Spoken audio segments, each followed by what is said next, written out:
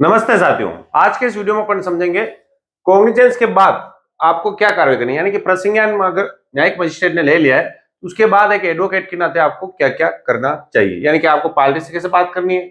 अगर मजिस्ट्रेट साहब ने जिन व्यक्तियों के विरुद्ध आपने प्रसंज्ञान लेने का निवेदन किया है उनमें से सभी को एक्यूज नहीं बनाया है तो आपको क्या करना है। या यह भी संभावना है कि जिन जिन धाराओं में आपने कॉग्निजेंस लेने के लिए मजिस्ट्रेट साहब को बोला है, मजिस्ट्रेट साहब ने उन धाराओं में प्रसंज्ञान नहीं लेके किसी दूसरी धारा में ले लिया है या छोटी धारा में ले लिया है, तब आपको क्या करना है। या फिर मान लो कि धाराएं बराबर ले लिए और अभियुक्त भी बराबर बना दिए तो अभियुक्त के नाम नोटिस और वारंट कैसे जारी होगा। और कई बार क्या होता है कि मजिस्ट्रेट साहब प्रसंज्ञान के आदेश में जो आगे की कार्रवाई है उसमें एपीपी साहब को नियुक्त कर देते हैं। उस समय आपको क्या करना है ये इस वीडियो में समझेंगे। तो सबसे पहले तो देखो पार्टी से क्या बात करें। जैसे ही प्रसंज्ञान का आदेश हुआ और आदेश आपने पढ़ लिया, आपको पता भी चल गया कि इन धाराओं में प्रसंज्ञान लिया, इस व्यक्ति के विरुद्ध प्रसंज्ञान लिया, फिर भी आपको पार्टी से उस समय यह बोलना है सबसे पहले कि मैंने तेरा प्रसंज्ञान करा दिया है, मुझे मेरी फी यानी आपको सबसे पहले आपका पैसा लेना है। साथ में उसको बोलना है कि क्या हुआ ऑर्डर कॉपी निकालते हैं और ध्यान से पढ़ते हैं, या फिर कोर्ट में उसको एक बार पढ़ा भी दो क्योंकि सिग्नेचर होंगे उसके भी प्रसंज्ञान वाले पे जिसने रिपोर्ट दी है जो परिवादी है उसके। फिर बोला शांति से पढ़ेंगे, देखने कौन व्यक्ति है क्या है, कौन सी धारा में लिया। फीस आपको पहले ले लेनी चाहिए। आपके मुद्दे की बात कर दी मैंने ना।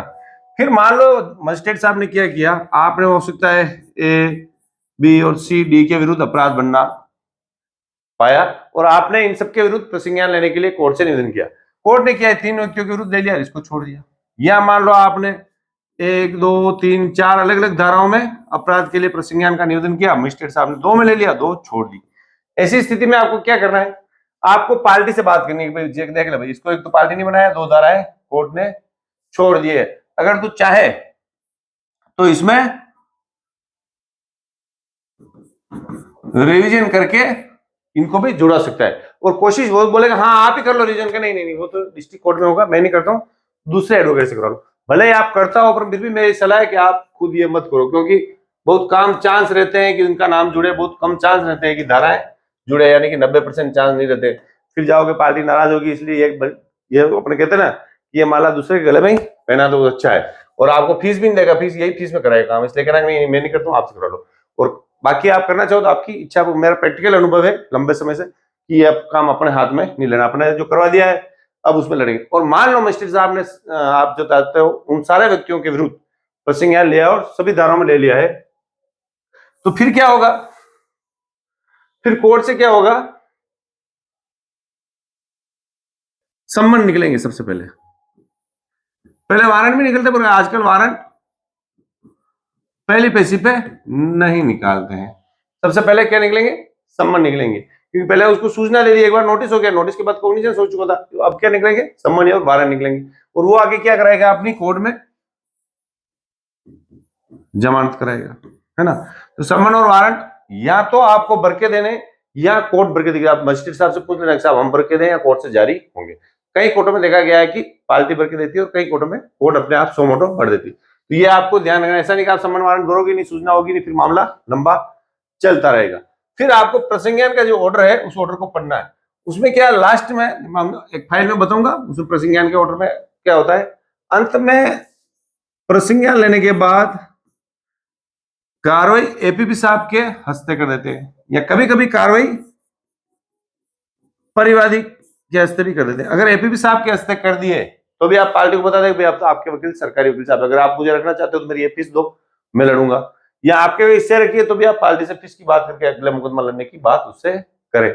और एपीपी साहब के थ्रू रख दिए तो आप कोर्ट में एक प्रार्थना पत्र लगा सकते हैं कि साहब मैं परिवादी अपनी तरफ से एपीपी साहब के साथ जो वकील साहब है उनको, जैसे आपका नाम है मुकेश कुमार गोपाल, तो मुकेश कुमार गोपाल को साथ रखना चाहता हूं, वो एप्लीकेशन आपकी स्वीकार होगी और फिर एपीपी साहब के साथ आप भी काम उस फाइल में कर पाएंगे। तो इस वीडियो में आपको जो बात बताई मुख्य रूप से जो ध्यान देने वाली बात है, एक तो पूरी पक्षकार को नहीं जोड़ा है, सभी आदमियों के विरुद्ध प्रसंज्ञान नहीं लिया है, ये धाराएं काट दिए तो ये भला आपने गलत में नहीं टेरनी है, सम्मन वारंट जारी होंगे, ये ध्यान अपने ऊपर के देना। और एपीपी साहब को नियुक्त कर दिया तो आपको प्रार्थना पत्र लगाकर खुद नियुक्त हो सकते हो।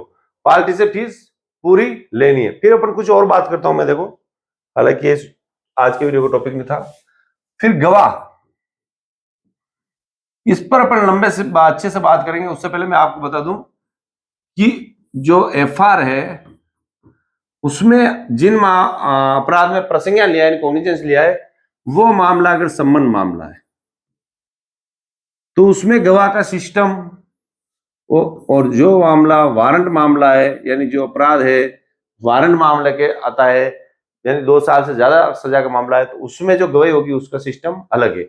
यानी कि इसमें तो आपको एक बार ही गवाह उतारना, यानी इसमें सीधा उसको आरोप सुना दिया जाएगा प्रसंज्ञान लेने के बाद। और इसमें क्या होगा, प्री चार्ज एविडेंस होगा ना, प्री चार्ज साक्ष्य, एविडेंस लिख दो, साक्ष्य, यानी उस गवाह की एक बार गवाह होगी, फिर उस गवाह में सामने वाला जीरा करेगा, सामने वाले वकील साहब, और फिर जो गवाह पहले बुलाएंगे सबको वापस बुलाना पड़ेगा। जीरा करने के बाद फिर बहस होगी चार्ज पे, यानी किस पर, आरोप पे। फिर आरोप तय किए जाएंगे। फिर आरोप तय होने के बाद पुनः उन्हीं गवाहों को बुलाएंगे और उनकी जीरा होगी। और फिर आगे वाला मामला जैसे क्रिमिनल में बढ़ा ना वैसे बढ़ेगा। फिर आगे बयान मुलजिम होंगे, साक्ष्य होगी, वही होगा। यानी इसमें 2 बार तो ये, और 1 बार कॉग्निजेंस से पहले कराए, 3 बार गवाह होते हैं। इसमें 1 बार कॉग्निजेंस से पहले और 1 बार ये, टोटल इसमें कितनी बार हुए, 2 बार ही होते हैं। समझ में आ गया आपको?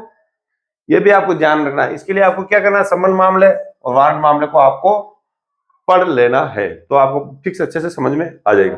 अब नेक्स्ट वीडियो में बताऊंगा, हालांकि उससे पहले बनना चाहिए था, कि आप जो प्रसंज्ञान की बहस करते हैं उस बहस में जजमेंट, प्रसंज्ञान पे कौन कौन से जजमेंट, कुछ जजमेंट भी बताऊंगा, जजमेंट कैसे ढूंढने हैं, यानी कि क्रिमिनल डाइजेस्ट से कैसे जजमेंट ढूंढेंगे वो भी बताऊंगा, और ऑनलाइन उस जजमेंट की पीडीएफ कैसे निकालते हैं वो भी बताऊंगा। तो नेक्स्ट वीडियो आप देखना ना भूले। चैनल को आप सब्सक्राइब करें, क्योंकि सब्सक्राइब करेंगे तो ही आपके पास नेक्स्ट वीडियो आएगा। और चैनल अगर आपको वीडियो पसंद आए तो वीडियो अवश्य लाइक करें। Thank you.